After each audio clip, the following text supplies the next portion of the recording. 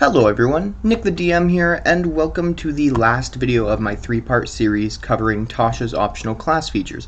If you haven't seen the first two, go check those out, they're already up on the channel. Today's video we're going to be focusing on the Barbarian, Bard, Monk, Rogue, Warlock, and Wizard. A lot of classes, but each one has a lot less than previous classes like the Fighter and the Druid, which I covered in my other videos. But anyways, one last thing, if you saw the other videos, you know this. If you're just watching this one, you'll know. I'll tell you right now. I recorded reviewing every one of these classes in one recording session. Then I cut them down into different parts. So sometimes I refer to earlier ones. So if that gets confusing, I'm sorry. That's just the way I did it. I know better for next time. Anyways, hope you guys enjoy the video, and I will. And yeah, thanks. Have fun. Firstly, let's start with the Barbarian. We're going in alphabetical order just because that's how they're organized. The Barbarian has two optional class features. The first one is Primal Knowledge. It is a third level Barbarian feature, and when you reach 3rd level and again at 10th level, you gain proficiency in one skill of your choice from the list of skills available to Barbarians at 1st level. So the normal list for skills is Animal Handling, Athletics, Intimidation, Nature, Perception, and Survival. Normally you get to choose 2 from these, but if your Barbarian is more skilled, more intelligent, or even just more wise, they have the potential of getting access to 2 more of these at 3rd and then 10th level. So that means out of the 6 you can pick 4 in total. The next feature, and their last feature, because they don't have many for Barbarian, is Instinctive Pounce. It's a 7th level Barbarian feature. As part of the bonus action you take to enter your rage, you can move up to half your speed. That's it. So that means during your turn, you could move towards an enemy, rage, and then move additional movement speed equal to half your currently existing speed. So it's kind of like almost kind of a dash, like using dash as a bonus action, except you get to rage and you only use half instead of doubling your movement speed. So if you had a movement speed of 40, whereas dash would get you 80 feet, this one you use a bonus action, you rage, and then you can use 60 feet of movement total during the turn. So that's very good for any barbarians who want to get right into the middle of things really quickly, or if they have a companion like a squishy wizard further away that they need to get to. Next up, we have the Bard. The Bard has a few different notable optional class features, and the first one is what a lot of spellcasters have, is additional spells added to their list. So additional Bard spells. The spells in the following list expand the Bard spell list in the player's handbook. The list is organized by spell level, not character level, so on and so forth. It also mentions that there are other ones in Xanathar's Guide they don't add in here, and some of these spells are new spells they've added in Tasha's. I will cover these spells in a later video, but until then I'm just going to let you know what each spellcasting class gains in addition to their other spells. So, added to the Bard spell list is 1st level, Color Spray, and Command. 2nd level spell, Aid, Enlarge, Reduce, and Mirror Image. 3rd level, Intellect Fortress, a new one. Mass Healing Word, and Slow. 4th level, we have Phantasmal Killer. 5th level is Rary's Telepathic Bond, brackets Ritual. 6th level is Hero's Feast. 7th level is Dream of the Blue Veil and Prismatic Spray. 8th level is Antipathy and Sympathy. I probably didn't pronounce the first one right. And 9th level is Prismatic Wall. So firstly, it's just an expanse on the spell list for bards, and again, this is optional, all up to the DM. Next, we have the 2nd level bard feature, optional one, is Magical Inspiration. If a creature has a bardic inspiration die from you and casts a spell that restores hit points or deals damage, the creature can roll that die and choose a target affected by the spell. Add that number rolled as a bonus to the hit points regained or the damage dealt. The bardic inspiration die is then lost. So this is pretty good, because then instead of just having your bardic inspiration used for like attack rolls, saving throws, stuff like that, you get any bardic inspiration you give to a party member can then be dealt as extra damage. So if you need a little more oomph to get through enemy's defense, that'll do it. I also like that they added that you pick one creature that is targeted by the spell. So if you use an AoE, one creature is specifically targeted by this bardic inspiration.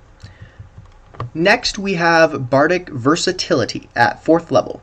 Whenever you reach a level in this class that grants you the ability score improvement feature, you can do one of the following, representing a change in focus when you use your skills and magic, or as you use your skills and magic. Firstly, replace one of the skills you chose for the expertise feature with one of your other skill proficiencies that isn't already benefiting from expertise.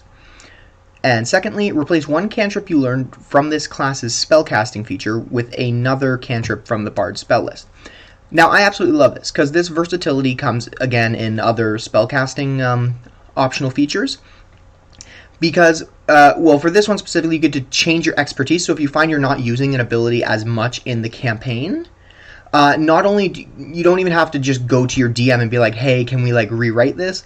Now it can be, oh, I didn't like how this was, and my character's now focusing more on this skill, so I'm just going to change my expertise to that. I think it makes a lot of sense. I like it. Secondly is replacing cantrips. So cantrips, normally you learn them, you're stuck with them, and there's like the odd thing that can change it. But this one, every time you get an ability score improvement, you can swap one of those out, which is, it's pretty good, because you can just reorganize your cantrips, especially if you find you're not using one as much as you thought you would. And I really like that. I just like it because if you got a bunch of cantrips and you chose them, maybe you're starting at a higher level and you don't know where the campaign's going, when you get in there, sometimes you have spells that you just don't use. So this will let you switch them out. Well, cantrips specifically. Next up, we have the Monk. So Monk is one of my favorite classes. I just like it because I train martial arts. Firstly, we have Dedicated Weapon. It's second level Monk feature. You train yourself to use a variety of weapons as Monk weapons, not just simple melee weapons and short swords. Whenever you finish a short rest or long rest, you can touch one weapon, focus your ki on it, and then count that weapon as a Monk weapon until you use this feature again. The chosen weapon must meet this criteria. It must be a simple or martial weapon. You must be proficient with it, and it must lack the heavy or special properties. So if you have a very specific weapon that you wanted to add or use in your you wanted to use as your Monk weapon, you can do this with the Dedicated Weapon feature. And again, this isn't something you have to sacrifice an ability for. This is just something you can add on. Next is Ki Fueled Attack, third level Monk feature. If you spend one ki point or more as part of your action on your turn, you can make one attack with an unarmed strike or a Monk weapon as a bonus action before the end of the turn. So this means if you just happen to use a ki point on your turn, you can make an additional attack. So it's not an additional expenditure. It's if you used any ability that causes you to use a ki point as your action, you can, as a bonus action, smack someone with your hand or a Monk weapon. Which, again, if you had the other feature, Monk weapon could be pretty good, especially at lower levels. Fourth level, Quickened Healing. As an action, you can spend 2 ki points and roll a martial arts die. You regain a number of hit points equal to the number rolled plus your proficiency bonus. I find this one a little underwhelming. At 4th level, it can be pretty good, especially if you rolled low on like hit die in that. But spending 2 ki points, which is a good number of ki points, especially at earlier levels, to only like gain additional hit points equal to your proficiency bonus and the number you rolled on your die, which could be a 1, it just seems a little bit underwhelming. Now, granted, at higher levels, you have a ton of ki points, so it could probably be useful, especially if you're up in there, but like it's also an action. So it's an action, 2 ki points, and it's very minimal healing. At least with things like Healing Word, which is a spell slot, you can at least like do it from range. But yeah, it's not my favorite of the abilities.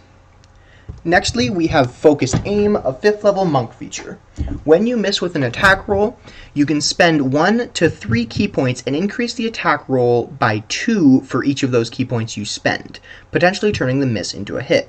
So if you miss, you could spend 1 ki point for 2 to increase the attack roll by 2, 2 ki points to increase it by 4, or 3 to increase it by 6. So if you have watched combat carefully, seen the enemy's AC, and know you were just shy of hitting a really powerful attack, especially if you have some bonus features that increase your damage, then you can turn that into a hit. I love this ability. It thematically, you can work it any way you want, kind of like Ultra Instinct at Dragon Ball Z style. But otherwise, I just like the fact that you can turn a miss into a hit by just expending points up to a certain number. So it's definitely one of my favorite abilities for this one. And that should be all we have for the optional features for Monk. Warlock. These have quite a few new options. Firstly, new Warlock spells. Cantrips: Booming Blade, Green Flame Blade, Lightning Lure, Mind Sliver, Sword Burst. Third level. Wow, we skipped 2 levels of spells. Third level. Intellect Fortress, Spirit Shroud, Summon Fae, Summon Shadow Spawn, Summon Undead. All of those are new ones. All the cantrips are new ones as well. I mean, they're from Xanathar's Guide, but like anything with an asterisk just means not in the player's handbook in this book. 4th level, Summon Aberration. That's a new one. That's pretty cool. 5th level, Mislead, Planar Binding, and Teleportation Circle. 6th level, Summon Fiend or Tasha's Otherworldly Guise. New ones, both of them. 7th level, Dream of the Blue Veil. New one.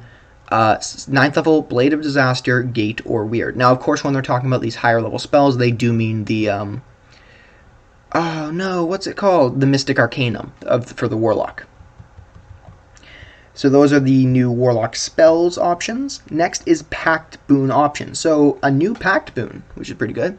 When you choose your Pact Boon feature, the following option is available to you. Pact of the Talisman. Your patron gives you an amulet, a talisman that can aid the wearer when need is great.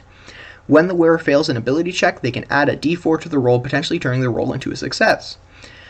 This benefit can be used a number of times equal to your proficiency bonus, and all expended uses are restored when you finish a long rest. If you lose the talisman, you can perform a 1-hour ceremony or receive a replacement from your patron. This ceremony can be performed during a short or long rest, and it destroys the previous amulet. The talisman turns to ash when you die. So that's pretty much free low-level bardic inspiration for there. I also like the fact, it just came to my mind right now, that you could chuck the talisman in a last-ditch effort to attack someone, and then just call up your patron and be like, yo, I need another one. So, just a new, an improvised weapon, and new ability check rolls. It's sad that it can only be used on ability checks. Like, it seems like saving throws would be pretty good, especially when a talisman that can aid the wearer when the need is great. Like, I don't find the need is greater than a saving throw most of the time. But, you know what? We're moving on. Eldritch Versatility, a 4th level Warlock feature. Whenever you reach a level in the class that grants an ability score improvement, you can do one of the following, representing a change in focus in your occult studies. Replace a cantrip you learned from this class's Pact Magic feature with another cantrip from the Warlock spell list. And secondly, replace the option you chose for the Pact Boon feature with one of the other options. So that one's pretty good. You can switch back and forth. Third and final, if you are 12th level or higher, replace one spell from your Mystic Arcanum feature with another Warlock spell of the same level. That is very good, because Warlocks don't get much for like Mystic Arcanum. They get like one of each for high level spells, and if you choose the wrong one, you're kind of screwed. But this way, you can choose a new one whenever you get an ability score improvement. So test it out, doesn't work, try again. If this change makes you ineligible for any of your Eldritch invocations, you must also replace them, now choosing invocations for which you qualify. So this is if you change your Pact Boon feature. And then you no longer qualify for some of them, you have to change it. Speaking of invocations, we have new Eldritch invocation options. Bond of the Talisman, prerequisite, 12th level Warlock, Pact of the Talisman. So a lot of these are going to be talisman ones. When someone else is wearing your talisman, you can use an action to teleport to the unoccupied space closest to them, provided that the two of you are on the same plane of existence. The wearer of your talisman can do the same thing using their action to teleport to you. The teleportation can be used a number of times equal to your proficiency bonus, and all expended uses are restored when you finish a long rest. That's incredibly useful. Like, that's just free teleport for one person, or two people technically. Next is Eldritch Mind. You have advantage on Constitution saving throws that you make to maintain your concentration on a spell. That can be incredibly good depending on how you use it. Then we have Far Scribe. Prerequisite is a 5th level Warlock, Pact of the Tome. A new page appears in your Book of Shadows. With your permission, a creature can use its action to write its name on that page, which can contain a number of names equal to your proficiency bonus. You can cast the Sending spell, targeting a creature whose name is on that page without using a spell slot and without using material components.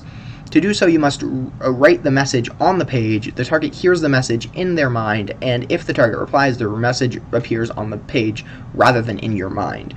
The writing disappears after 1 minute. As an action, you can magically erase a name on the page by touching it. So this is great, especially for like secret infiltration. Like the Warlock has to go somewhere to investigate, and they have to send messages back and forth, and then they can just make this writing disappear. It's kind of like if you're using Thieves' Cant. It's like a little secret talk between you and a party member. Gift of the Protectors. Prerequisite 9th level Warlock. Pact of the Tome feature. A new page appears in your Book of Shadows. With your permission, a creature can use its action to write his name on that page, which can contain a number of names equal to your proficiency bonus. Ignore that last sentence. My tongue just gave up. When any creature whose name is on that page is reduced to 0 hit points but not killed outright, the creature magically drops to 1 hit point instead. Once this magic is triggered, no creature can benefit from it until you finish a long rest. As an action, you can magically erase a name on the page by touching it. Firstly, incredibly useful, because if you have you can put every one of your party members, basically, in here at a high enough level. First one to drop to 0 instead drops to 1, which can potentially save them from any very deadly area, and then they can get out of there. No other creature can do it, so it's like a one-time use. But what I also find funny is, as an action, you can magically erase a name. So if someone's ticking you off in the party, you can just erase their name in front of everyone and be like, alright, you drop down, you are done. Next one is Investment of the Chainmaster. Pact of the Chain feature is the only prerequisite. When you cast Find Familiar, you infuse a summoned familiar with a measure of your eldritch power, granting the creature the following benefits. The familiar gains a flying speed or swimming speed, your choice, of 40 feet. As a bonus action, you can command the familiar to take the attack action. The familiar's weapon attacks are considered magical for the purpose of overcoming immunity and resistance to non-magical attacks. If the familiar forces a creature to make a saving throw, it uses your spell save DC. When a familiar takes damage, you can use your reaction to grant it resistance against that damage. That's pretty good. So if you have a familiar and you want it to be more durable, pick this. That's pretty good. Like, yeah, I like that. If I don't often use familiars. I just find they get in the way and they can muddle up combat sometimes. Like in this case, if you had it used for combat, it can be a little bit more useful. But normally, I'll just use it for like not combat situations, so like spying, stealthing, that type of stuff. Next, Protection of the Talismans. Prerequisites, 7th level Warlock, Pact of the Talisman feature. When the wearer of your talisman fails a saving throw, they can roll... Oh, now we get saving throw. Okay. They can add a d4 to the roll, potentially turning the save into a success. This benefit can be used a number of times equal to your proficiency bonus, and all expended uses are restored when you finish a long rest. I understand that it wasn't saving throws initially, like when you just get the talisman, because that's just free d4 to saving throws. It is a number of times equal to your proficiency bonus, but I like this because it can be any wearer. It specifies that when the wearer. So if you're wearing your talisman, you can use it. If someone else is, they can use it. Rebuke of the Talisman is the next one. Prerequisite, Pact of the Talisman feature. When the wearer of your talisman is hit by an attacker you can see within 30 feet of you, you can use your reaction to deal psychic damage to the attacker equal to your proficiency bonus and push it up to 10 feet away from the talisman's wearer. That's pretty good. Like, I'm going to say this for a lot of these. This can be very useful because it doesn't have a limited number, and all you have to do is use your reaction. So it's basically, instead of an attack of opportunity, if they attack one of your party members, or even you can blast it with psychic damage, which very few things are resistant or immune to, and then shove it backwards.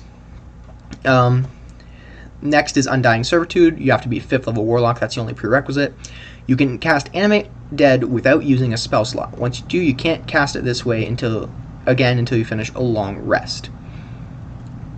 Yeah, that can be very useful, especially for people who want to go Warlock for Necromancer build instead. But yeah, I like that one. It's a free spell, so you can't go wrong with a free spell. And that's all we have for Warlock. Moving on. Next up, we have the Rogue, which has a single optional class feature, because I don't think there's many ways to improve on Rogue. It's kind of insane. Third level Rogue feature, as a bonus action, you give yourself, or it's steady aim. As a bonus action, you give yourself advantage on your next attack roll on the current turn. You can use this bonus action only if you haven't moved during this turn, and after you use this bonus action, your speed is 0 until the end of your current turn. You know what this sounds like for me? This sounds like a free True Strike. Because we all know True Strike kind of sucks. It's an action to give yourself advantage on the next attack, next turn. So you couldn't quicken spell it, make it faster, it has to be the next turn. Steady aim, don't move, bonus action, you gain advantage, which with a rogue means sneak attack. It's amazing. Like, no one will use True Strike. They'll just go third level in rogue, which will give you so much more as well. It's honestly just like, I understand why there's only one change, because that's like, they just gave it a free headshot feature. I do enjoy that quite a lot. Finally, we have Wizard. So Wizard, they get their additional spells, which are numerous. And it also does it. This is very nice that they did. They also list beside these additional spells what type of spell they are, like evocation, conjuration, enchantment, stuff like that. So someone can look at this book and not have to look up each spell individually. That's pretty nice of them.